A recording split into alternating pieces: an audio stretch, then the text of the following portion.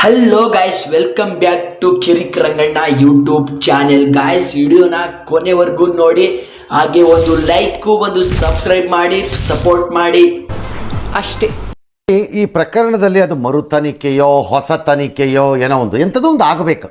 ಆಗಲಿ ಅವ್ರ ತಂದೆ ತಾಯಿಗೆ ಸಮಾಧಾನ ಸಿಕ್ಕತ್ತೆ. ನ್ಯಾಯ ಕೇಳೋದ್ರಲ್ಲೂ ಜಾತಿ ಧರ್ಮ ಅನ್ನೋದು ಎಲ್ಲಿಂದ ಬಂತು ನನಗಂತೂ ಗೊತ್ತಿಲ್ಲ. ಒಂದು ಪ್ರಪಂಚನೇ ಹಂಗಪ್ಪ, ಇಲ್ಲಿ ಗಂಡಸರು ನ್ಯಾಯ ಕೇಳಕ್ ಹೋಗ್ಬಾರ್ದು. ಮತ್ತೆ ಅವ್ನು ಯಾವನವನು ಹೆಡೆಮುರಿ ಕಟ್ಕೊಂಡು ತರಬೇಕು. ನಂಗೆ ಅರ್ಥವಾಗದೇ ಇರೋದು ಇದರಲ್ಲಿ ಧರ್ಮಸ್ಥಳನ ಯಾಕೆ ಟಾರ್ಗೆಟ್ ಮಾಡ್ತಾ ಇದ್ದಾರೆ?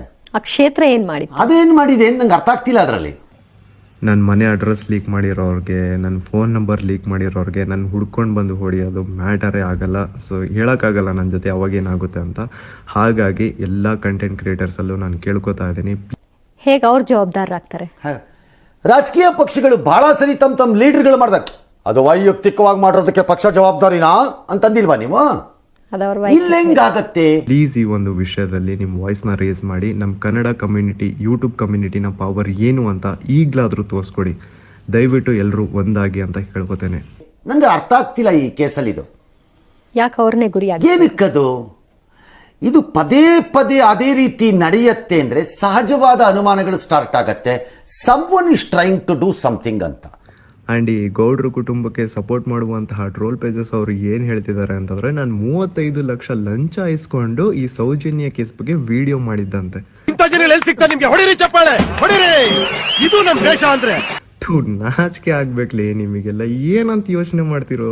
ನಾನು ಎಡಿಟರಿಗೆ ಪೇ ಮಾಡೋದಕ್ಕೆ ನನ್ನ ಹತ್ರ ದುಡ್ಡಿಲ್ಲ. ನಾನು 35 ಲ್ಯಾಕ್ ನಾಚಿಕೆ ಆಗ್ಬೇಕು ನಿಮಗೆ. ಕ್ಯಾರ ಕಿತ್ತೋದಂಗೆ ರೋಡಾಗ ಹೊಡಿರಿ ನನ್ನ ಮಕ್ಕಳನ್ನ. ಅವರು ಹೇಳಿದಾರಲ್ಲ ಅದೇನು ತನಿಖೆ ಮಾಡಿಸಿ ಅಂತ ನಾನು ಹೇಳೋದು. ಯಾತಕ್ಕೆ ಸುಮ್ಮನೆ ಇರ್ತೀರಿ? ಮಾಡಿಸ್ಬೇಕದು. It's a fit case for a fresh investigation. ಸಹಜವಾಗಿ ಹೇಳಿಕೆ ಕೊಡಲ್ವಾ? ರೇ, ಮಕ್ಕಳು ಮಾಡಿದಕ್ಕೆಲ್ಲ ಅಪ್ಪನ ಜವಾಬ್ದಾರಿ ಮಾಡ್ತೀರಾ ಅದಕ್ಕೆ ಅಂತ ಹೇಳಲ್ವಾ ಇವರು? ಹಾಗೆ ಅವ್ರನ್ನ ಎಳೆಯೋದು ತಪ್ಪು. ಬಟ್ ಮರು ತನಿಖೆ ಆಗಬೇಕಿದು.